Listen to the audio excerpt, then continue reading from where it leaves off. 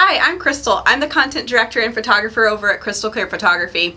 I'm coming to you today to talk to you a little bit about how to make your photos more evergreen.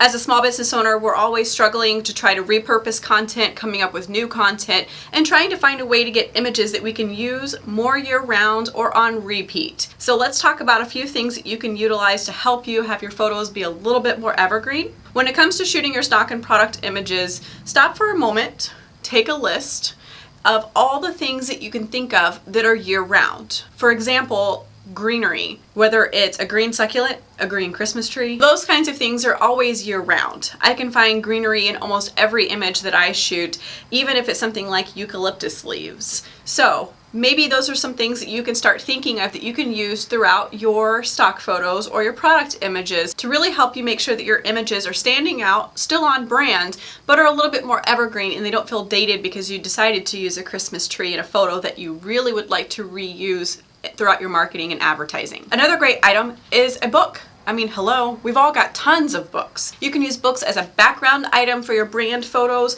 or in your stock photos. You can use the front of it, you can use the back of it, you can use the binding side of it. Depending on how your images are styled, you could even use the inside of it if you're trying to show off the fact that you might be reading something while drinking your favorite coffee, eating your favorite chocolate, or anything of that nature. Make sure that you pick items like that are also evergreen. Something else that's great to use would be magazines. They're a great layering piece throughout your images as well. And you might go, well, hang on a second, Crystal. There's J-Lo on the cover, and we know that this was a magazine from December of 2018.